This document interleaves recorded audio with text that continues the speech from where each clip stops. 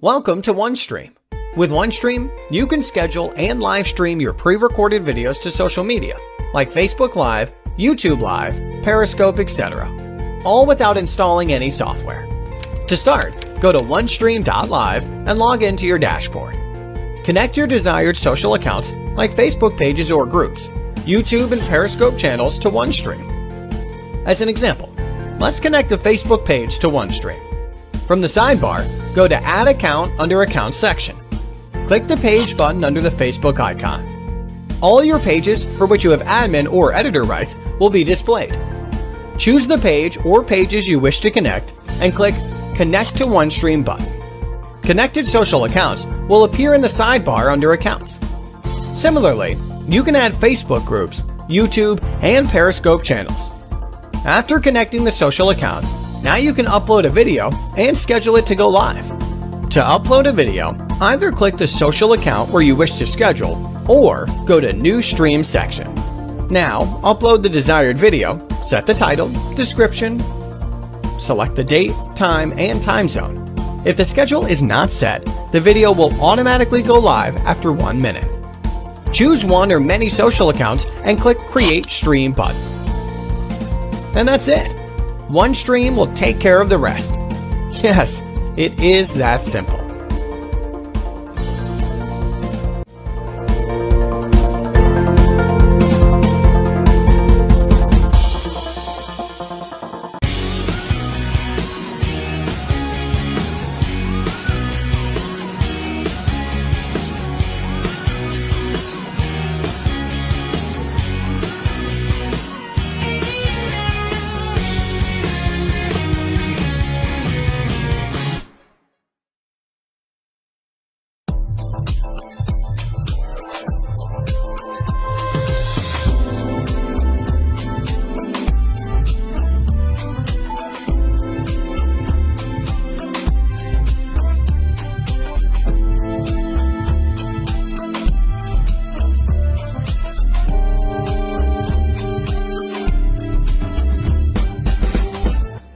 Hello and welcome once again to another episode of Invest in the Word podcast. I'm Elder Luther Baker, your host. We have a great program coming your way today. My friend and brother from Nashville, Tennessee, Mr. Derrick Lee. I'll be interviewing him today. He's the music director for over 35 years for the Bobby Jones Gospel on BET, and now they're currently on the Impact TV network.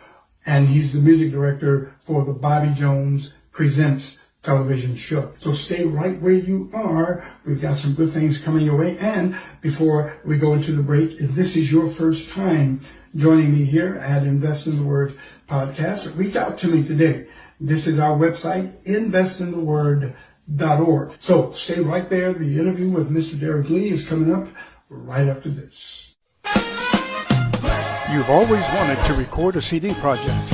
Let Lux Monday Music Productions turn that desire into reality. God is faithful. We produce gospel music, which is the foundation of Lux Monday Music Production. God is kind. We also produce smooth jazz, like this one, featuring that unmistakable voice of Mesa. All the love I get, know that it's coming from. And we all know that Jesus is the reason for the season. We also produce Christmas music.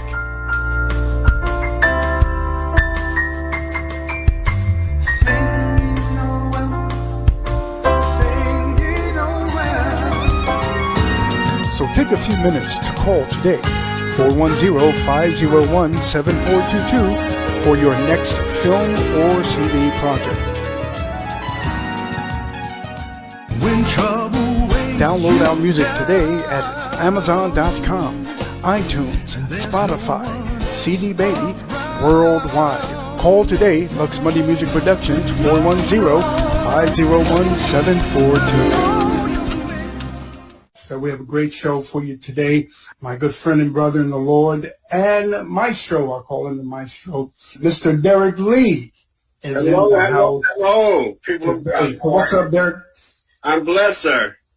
Oh, you looking well. We looking like twins, man. Yeah. You're white, baby. He's white. Yeah. I'm gravitating to it, actually. Yeah, I mean, you're very well. I don't like it, but now I like it, just show seasoning. So you're from Newark, New Jersey, correct? That's correct.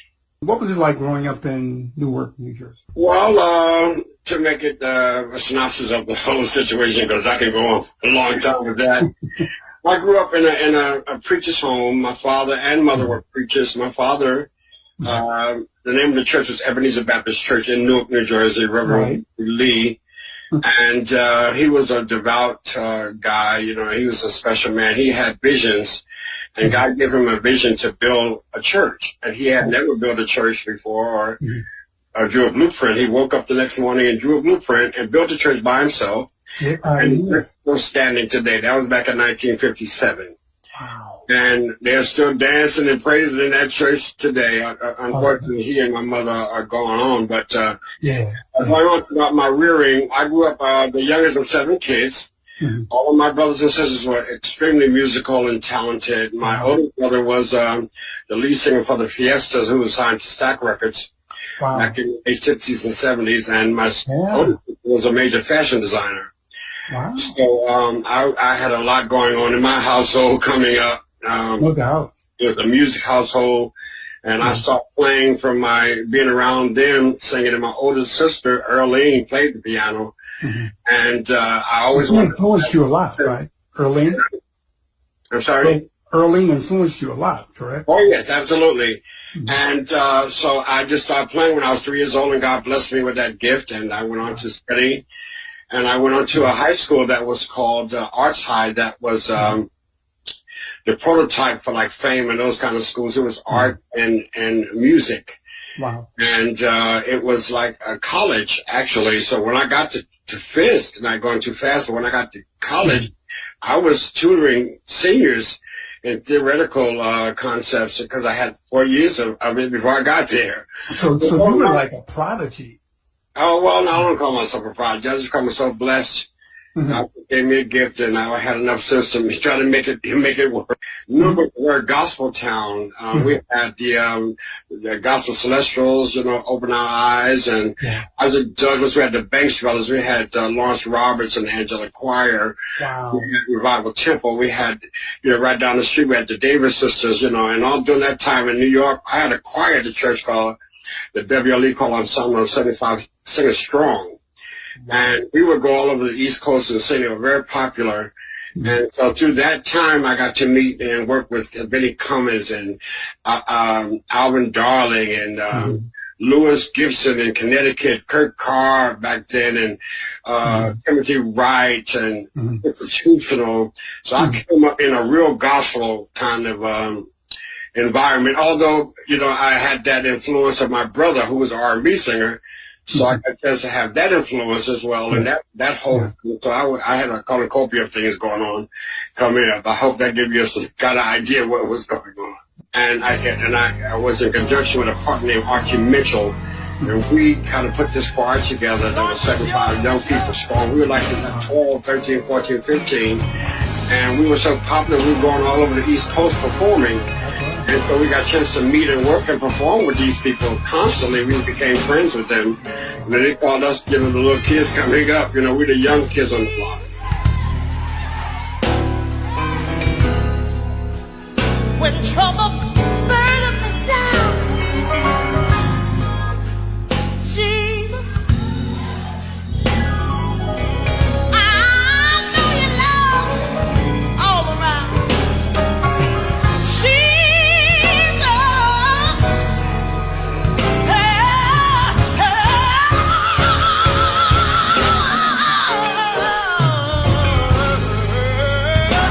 That's my king.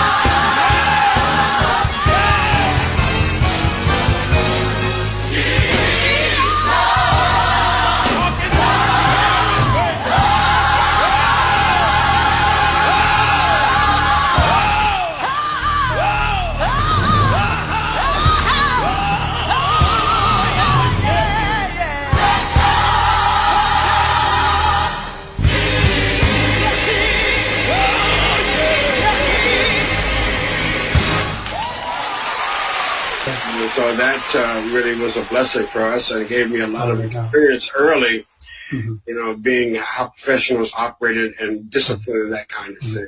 Yeah, I mean, because Benny Cummings, Isaac Douglas, they were the top of the chain in the gospel. Oh my God, industry at that time. Banks Brothers, all those guys. They were top of the game. And now you went to Fisk.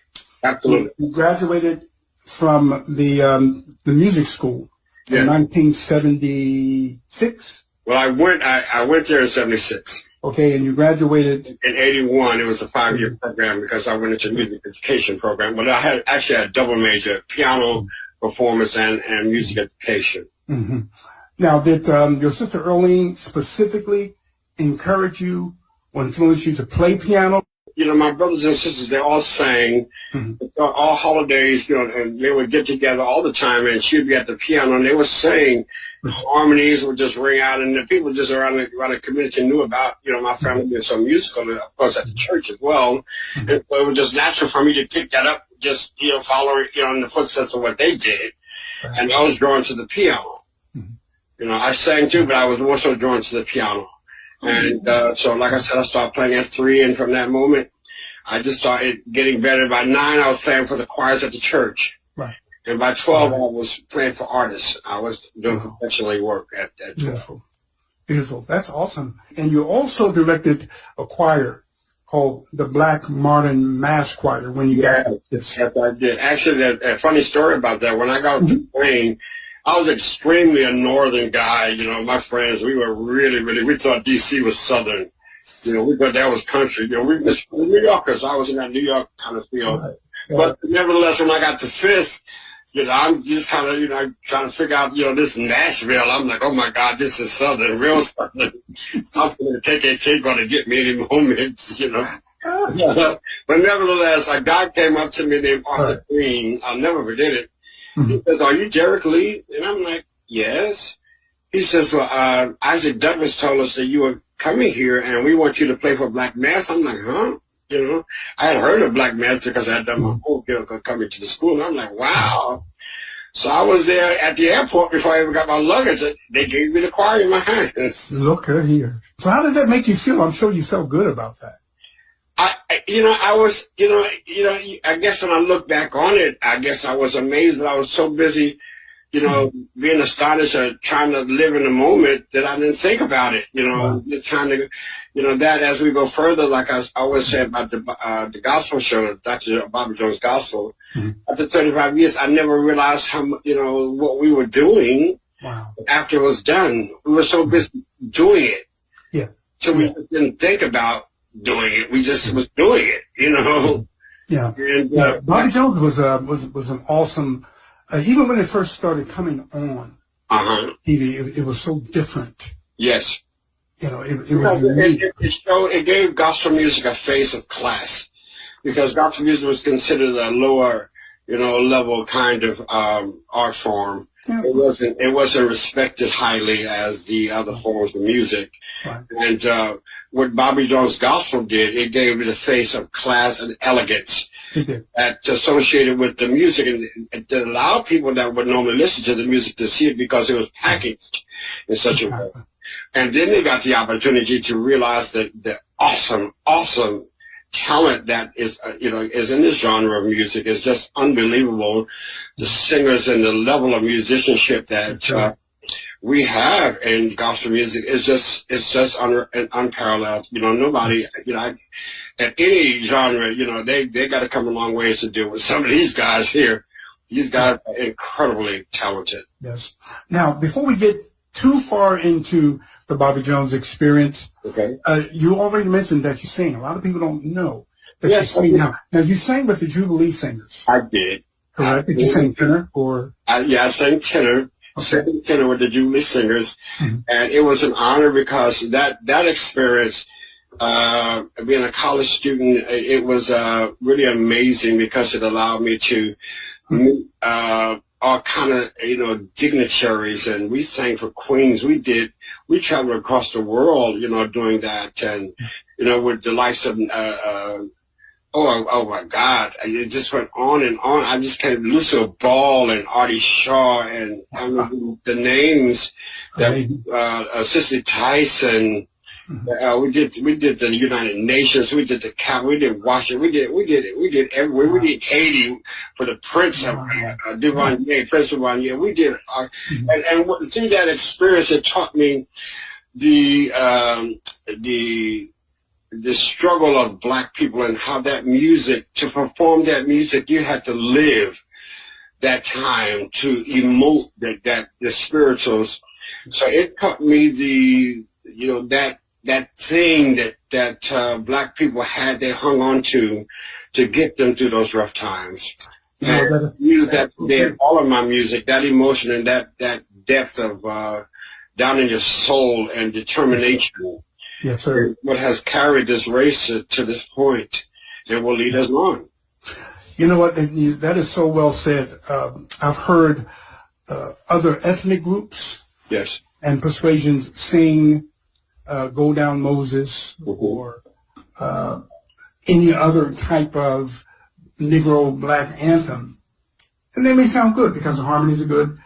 But man, when there's nothing like the black experience. Oh my God! You know, we're not racist or anything like that, but it's true. Because we lived it. Let me just add this. You know, I was during that period there. We'll get to it. I became a session player here in Nashville, playing piano for every day. I did that every day, 8 hours a day or more. And I used to do a lot of country sessions. And coming from, like I said, Newark and not being drenched in country music, I had to study that genre. I had to get into the mindset of those people to understand how to interpret that music. Every genre has to play it authentically. You have to get into where it comes from, how it was created, why it was created, to be able to emote that style of music. So, you know, when you start getting into different mental places, you start rounding yourself out as, you know, a more, you know, celebrated, as you would say, musician. You're more trained because you understand more than one direction. You understand, you know, all the diversities that it takes to perform music. Like, and of course, in college, I studied classical music. Right. My favorite was Tchaikovsky, you know. So that music has a whole nother kind of approach to it. So I just important to think about for musicians coming up. To study music, you need to get into where it came from and do some homework, do your research on it, and then it'll give you another level of interpreting and how to perform the music where people can receive.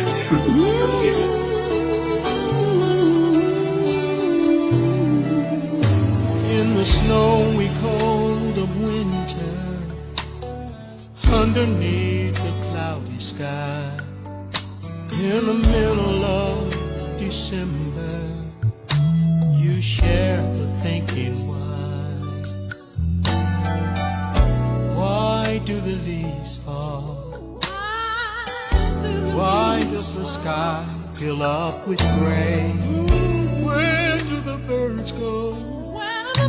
Think about it. She says change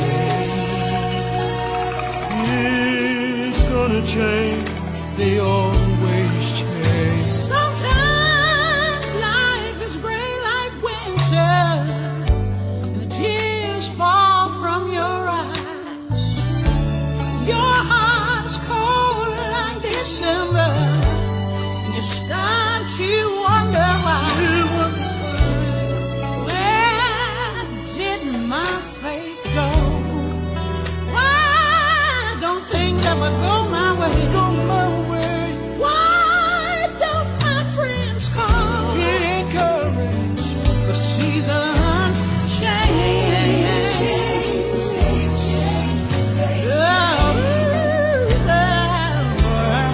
Just like the bell has got to ring.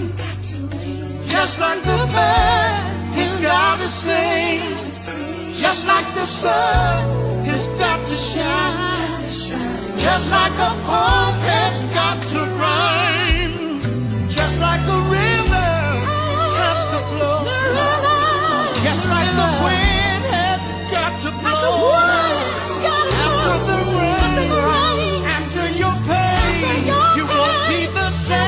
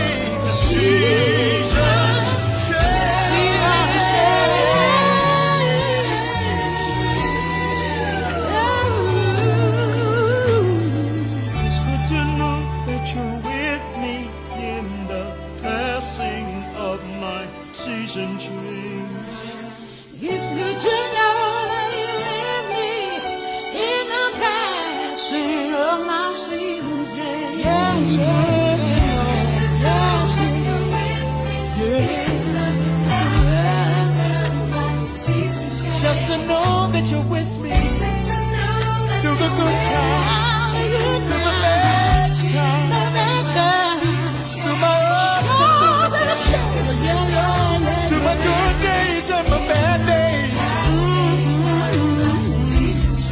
It's so good to know.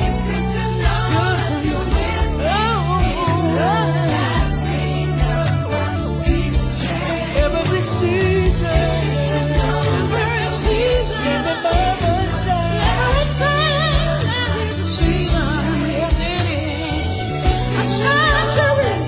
time to show. Oh yeah, summertime, wintertime. It's good to know that you're with me in the passing of my season change. It's good to know that you're with me in the passing of my season.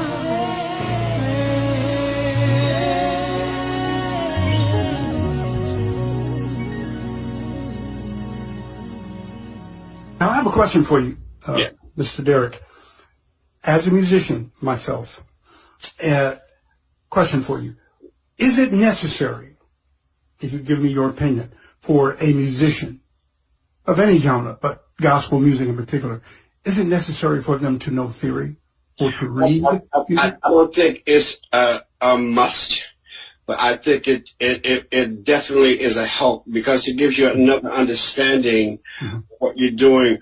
The whole idea, and very good question. While I was in college, when I got to college, as I said, I had studied theory for 4 years in high school. So when I got to college, a lot of the students that were extremely talented, they had a problem relating to what they did to what was on paper. They couldn't translate it. They couldn't work. And I was able to help them to see that, to make that reality come to life. And I think adding that to you, first of all, as a musician, it gives you a lot of diversity and allows you to get more gigs because you can fit into a whole lot of different situations because you're able to read the music. And I was able to do all the country. I did a lot of orchestral sessions where you walk into the country and say, okay, and bar 125 beat 3, that's an A flat, not an A natural. 1, 2, and then you play. Right. You know, so you read, you coming off sight read, you're on. So that taught me and allowed me to get those triple scale sessions because I was able to read music. Awesome. I can remember years ago when I was there, and I did in 1982. This is going way back. I had Everett on the episode 11, and I had him cracking up, man. I had him. He was probably crying tears, man, when I made this statement. Because back in '82, when I was there, when I had hair. Right? I had a whole lot of hair back then. Oh, well, you had the Gumby thing going on, man. My hair is real curly, but it's all gone. I got some really right. friends I have. Right. And I was impressed with you guys, man, because Nashville, getting back to what you said about knowing various genres of music. Mm-hmm.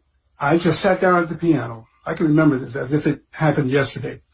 And you sat beside me. I still remember you had a white shirt on, you had black pants, right? Just turned 65, but I can still remember, right? And you used the Nashville number system, right? And you were just asking me, well, where you going here? And you just picked that thing up. You showed it to the other musicians, and you guys just came right in. Yeah, and that was my tool. Out of that system, which is a takeoff from theory, classical theory, but it was a national number system that the country singers, country players used. Exactly. And so I said, oh, this works. So I taught all the musicians when I was on the road cutting records all over the country. I taught all the musicians during that time the number system. Wow. And because 1 is 1 in every key. Exactly. So I did a thing for, was it Joe Thomas? I did an arrangement of You Were Always on My Mind for Skip Scarborough. He was producing a session and wanted me to do an arrangement for Joe Thomas. What's it, Joe Thomas? I forget, one of them blues singers.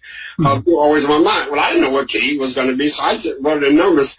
So when we got to the session, we had all these players, and so we had brought this drummer, all these folk from L.A., and nobody could read the chart for me and the drummer because he could read. And Skip came and said, he said, you stuck all my L.A. musicians. Nobody could read this stuff because they didn't know. That was a natural thing. Wow. A quick little lesson on numbers. Like 1 is 1 in every key, so you indicate minor, major, or diminished, half diminished, or what have you. And that's how you build the chords. So like I said, in C, you got C, and then you got D is D, major, until you make it minor. 3 is E, major, until you make it minor. You see, and so you can set the keys like that. So you can listen to a song and write faster numbers instead of having to write A flat, A flat, B flat. Exactly. I hit on one time to write the chart, and then I get the chart and arrange it. I was so fast at one time, man, that they called me the fastest man in show business. I could hear a song and write the chart as I'm arranging it, and give it to the musicians, and then we play it. Amazing. Deborah said you are the arranger of the second arrangement, and it was the arrangement of both arrangements because you can move so fast. See how that came about. On the show, Dr. Jones would like to repeat some of the songs, and so I didn't want to do the song the same way. But then I'll rearrange the last arrangement I did. But then he'll come back 2 months later. I want to do that song again, then I'll rearrange that arrangement. But we wound up with 8 or 10 arrangements of the same songs. Unbelievable. See, so you see, folks, you see why I call him Derrick Lee, the maestro. You're so kind. Thank you. He's talented, he's gifted, and even more important than that, Derrick Lee loves the Lord. And that is such an awesome thing. I couldn't have made it without him, I tell you. Yes, sir. Yes. So what is the pattern of how you play? Do you have a foundation that you use all the time, or does it change? Well, it changes depending on what style or what I'm playing. Right. That influence comes from the Tchaikovsky and the Debussy, those kind of polychords, as well as jazz. That I've been influenced by as well. And so I use all those things to put together to my style. And sometimes with gospel music, though, of course, if I'm playing traditional, I can be straight up traditional. Exactly. But then you got to add a little edge. You start adding some of those subdominants and some of those 13th, 11ths, and pop 11ths, and those kind of things. Excuse me, to get a bigger sound, to make the chord structure sound bigger. Yes, sir. And playing a tenth in the left hand, and then you got 5 or 8 notes in the right hand, then it makes the chord feel bigger, particularly if you just have piano, bass, and drums. So the sonority and everything, it just feels wider.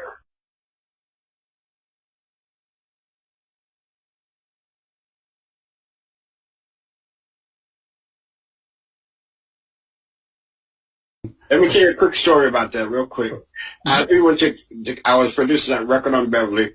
Warner Brothers is for Warner Brothers, and they wanted John B. Keith to do this arrangement of this song. And we got down to the week of the recording, and he hadn't done it. So and God gave me this arrangement literally in 15 minutes. I sat down to the piano, and it just came out. And I went to the rehearsal that night and taught it, and that's what. Awesome. Jesus Christ. Maestro. You're a maestro. Big time. Question though, who were the singers? Who were the singers? The background singers? Okay, the singers was a born again choir as well. I brought in 3 professional background singers. Bob Bailey, who's phenomenal, a girl named Vicky Hampton, and a girl named Kim Fleming. I brought them in to be out front, and born again choir at the time, they were quite delicious. And then I brought in Orlando Draper to be a guest choir director.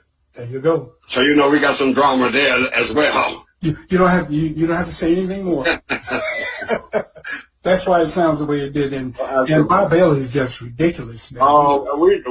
That's a whole nother story. Me and Bob Bailey traveled together for years all over the world. We've come just one on vocal, and that's one of my best friends today. He's now performing background with what is the Brooks? What is that? George Brooks? What's his name? Garth Brooks. Garth Brooks. Yeah, because he was with what are those Well, Winona Judd, he was with them for a little bit. He was with them for a long, and they left from there and went to Godworks. Yes. Awesome. Yeah, went from PTL. Yes, that's yeah. Oh, you know this. Winona Judge. Then he moved. See, after PTL, he moved to Nashville. Right. That's how when we met. Right. That was back. Oh my God, in 1978 or somewhere along there. Yeah. In fact, we traveled together and right. Me and him wrote "Bring It to Jesus" together. That's on Bobby Jones's record. It recorded by Philip Bailey, Cedric Clausen. It was real big in the CCM world. And what song was that again? "Bring It to Jesus." Oh, y'all wrote that. Get out of here. Yeah, Bob Bailey and a guy named Raymond Brown. Yeah, I remember them. Cynthia Clausen, all of them were. Oh yeah. Wow. They were top of the game back in the 70s. And stuff. They all recorded that song, "Bring It to Jesus." A really good song. It's real big for the CCM market, but I brought it to Black through Beverly and Bobby Jones.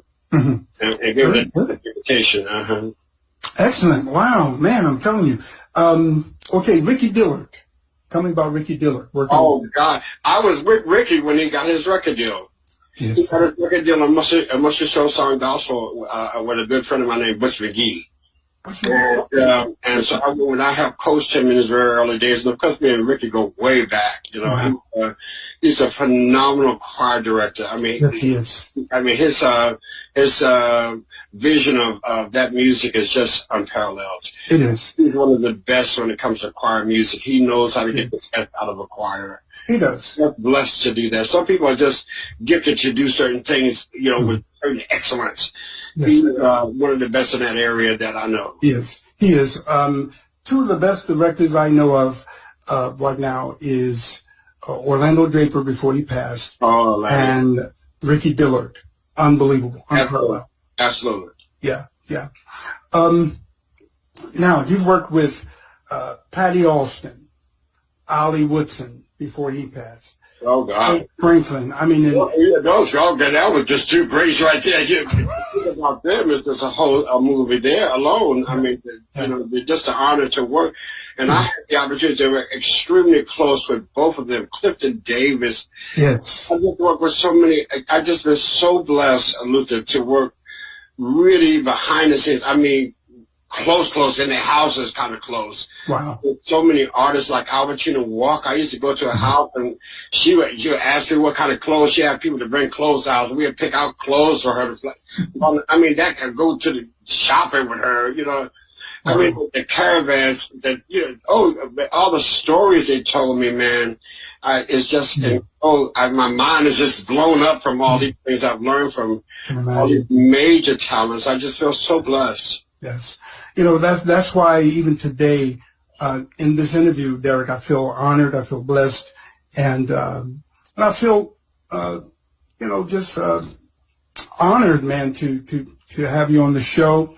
And I don't take your experience and what you've done, your talent, your ability, lightly. The Bible tells us to give honor where honor is due, and some people are just, do double honor, my brother, and that's what you do right now. You do double honor. We thank God for you. God be the glory.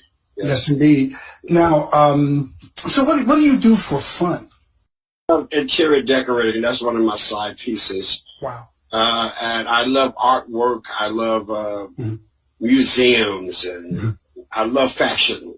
I guess because I got that from my sister being a fashion designer. Yes. You know, she taught me about, you know, Georgette and back satins, and I can look at a fabric and know what it is, and I can look at, she taught me to, if you look at a good garment, turn it inside out, then look at the finishings. I mean, I learned, that's one of my top things I love to do. I love to go to, let's see, flowers. I love flowers. You know, I've got flowers in my house at all times, fresh flowers. I just love that, you know. Yeah, he's behind you there. Yeah, that's the artsy side, I guess, of me. I don't know. Now, you like creative things, and you like decorating. Did you do that from Earl Lean, or was it? No, I got some of that, a lot of that from my older sister, the fashion designer. Okay. You know, she took me to when I was, you know, in high school to international boutique shows, because she had a major shop down in Newark called McKinnon's Fashion, her and her husband, and she did all original designs for her. But they would go. She would take me to the international boutique shows in New York with all the designers and coming to show their designs for different stores and companies that I'll be buying for the next season. So I used to do that every year with her as well. She taught me about French cuisine, crepes, and all those kinds of things. So I learned that refining side of me through her. That's amazing. And unfortunately, she just passed a few months ago. I miss her. Sorry to hear that. Really, yeah. Sorry to hear that. Older sister. Yeah, you have my condolences, man. Thank you. Yeah. Seasons change. Bishop Paul Morton and the Queen herself. Absolutely, Aretha. Aretha Franklin. Tell me about that experience. That was a piece I did. Well, we cut the record actually in L.A. Bishop wasn't. They were there, but me and Sanchez, a guy named Sanchez Harley, did that. But I had great time to work with both of them. I did a Christmas record. I did several records for Bishop Morton. I did a Christmas record that I just never got his due. I don't know what happened.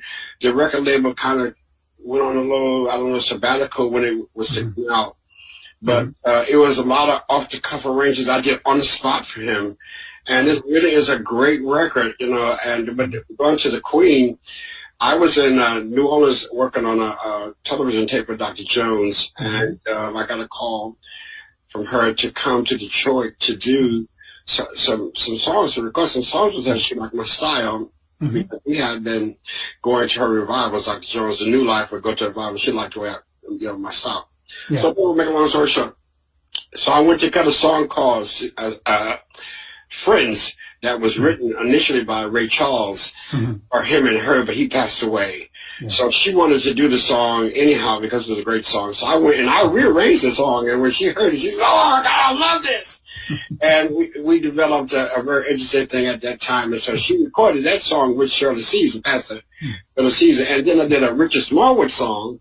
I think the name of it now for her that she did with Karen Clark. And those two songs were the thing that when I really got to know her and work with her more closely.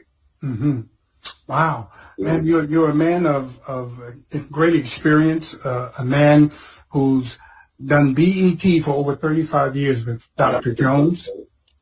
Wow. I'm sure that was a wonderful experience. And oh my God. That's tell me just a little bit, because I'm sure that's like a 5-10 hour discussion right there. Tell me a little bit about the BET experience. Well, what my job was as a music director, of course, was to do the back line. That means to order all the instruments, every chord, everything that would be needed, to do the musical side of the show, as well as to teach Dr. Jones to select music, arrange music, teach Dr. Jones, teach the band and teach the choir, and prepare them stage-wise for the show. And so we would do, maybe like 4 or 5 songs for each show, and then I would have to teach them to perform with the guest artists as well. Right. So it was a piece of work. It was, when I tell you, a lot of work. And I just, after we would tape the whole season in 2 weekends. Wow. Yeah. So Friday, Saturday, and Sunday, and then go home for 2 days and then fly back and then tape the next half of the season. And you're talking about a lot of work, because it's rolling fast. So, hey. Yeah. And you guys have to be right. Taping is like there's no room for error. It's right the first time. Wow. It's got to go, so. Yeah, because that camera's rolling. You don't have time to let's start over again. And time is ticking, and every second, and television is about seconds. Everything has to be timed. I would have to time the songs to the second. And then, of course, they would do all the blocking, how things had to be, the camera shots. It was a lot of work. Wow. But it was a major, major experience that I will never forget. It really trained me and molded me to approach anything on the spot and be ready for it. Because television and live shows, is, anything can happen. And let me tell you, everything possible has happened on that show. Tell me one experience of something that went wrong. Okay. We were doing a show at Channel 2, and it was the O'Neill Twins. It was, who else? It was the O'Neill Twins. It was the Barrett Sisters and New Life on this little platform stage they had in Channel 2. and the stage broke in half in the middle of the stage, and all of them went down into the middle of the stage. Let me give you another little quick, funny little story. There was a group from New Jersey, a choir thing. I think this is at Channel 2 as well. And they were doing this song with this guy on the cross. And they had got this guy, always a big dramatic piece there. Oh, and they had it all staged and everything. And when the dramatic moment got to the climax, the cross broke and Jesus fell and hit the floor. Now, I don't even have to tell you what happened after that. Of course, I ran out of the studio. I mean, it was crazy. Jesus hit the floor. That is funny, man. There's so many stories of that outtakes that you would just... What Dr. Jones needs to do are bloopers. You need to do... Oh, God. Let me tell you something. It would be a hit. Oh, my God. You have no idea what stuff went on.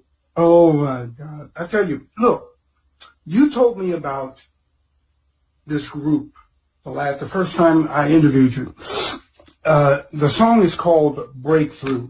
Please forgive me. What was the name of that group again? Okay, this is a group called the Frison Brothers. Frison Brothers. And these guys grew up literally my brothers in my father's church. Awesome. And their family was a singing family from like when they was 2 up to 8 years old. It was 10 of them.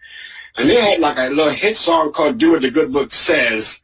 That was back in late 60s, early 70s. Wow. But nevertheless, we maintained our friendship all this time. And they had a group, so it just went down to just the guys. They let the girls go and they went to just the guys. And now it's just 2 of them. And I just produced this record. It's really a great record. And the first single is called Breakthrough, written by Alvin Darlin's son. You know, Alvin Darlin is mine. But his son is just as talented with a little younger, fresh edge to it. But this is a song that lends to his father's flavor. It's got that victory, that old school feel to it. Yeah. It's a great little song, and I think it's going to catch on to people because we need a breakthrough right now.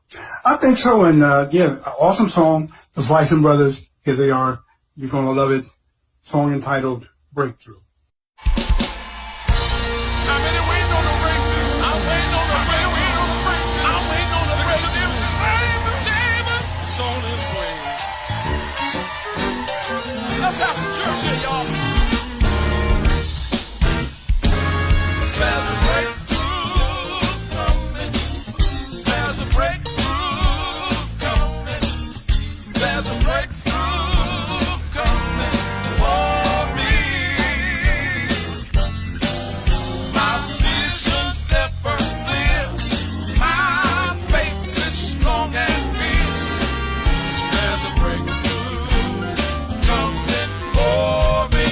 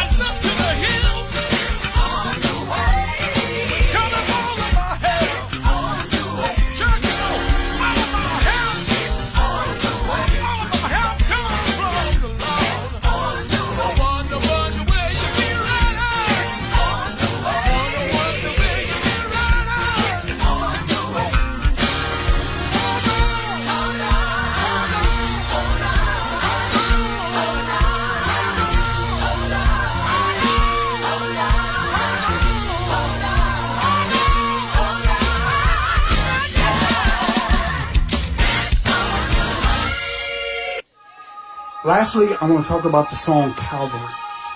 Okay, this is a song that was written by a good friend named DeWitt Johnson. You might remember him from the 70s with the BCM Choir and the Johnson Ensemble. He had big hits, Show Me the Way, I Want to Live so God Can Use Me, and Harvest is Plentiful, Glad to Be in God's Service. He wrote a lot of big songs, and when he came to me, I want to combine the two choirs and do like a reunion. And I have a new song that I really think is, to do well. And he came to me, and this song was called Calvary. And so we did it on Mother's Day, actually, the year before last. Just really getting out, and it's a great song. He's such a great traditional writer, and I think, people still need to hear those kinds of songs. We've gotten so contemporary and so slick now, so we're losing where we came from, and I think that's a disservice to the people that got us where we are, because of them that we're able to do what we're doing today. And the young people that don't have the respect that they should have for our pioneers, like the James Stevens, like the Caravans, like the Cleopas Robinsons, like the Mahalia Jacksons, Carol Wards, and those people are, they were phenomenal artists. And I feel so blessed to have worked with most of them before they died, and to realize unmeasured level of talent and just the mental concepts these people had. But at that time, that's what it was about. Now it's just different. So people have to learn how to respect people, how they got to where they got. And I thank God for your talent, your ability, and your love that you have for Christ. And we're living in a time that's really dangerous, uncertain. We live in uncertain times. So to close us out with a final word of encouragement, Derrick, what would you say to our viewers and our listeners today? What word of encouragement would you give them looking into that camera? I would say never give up on your dreams.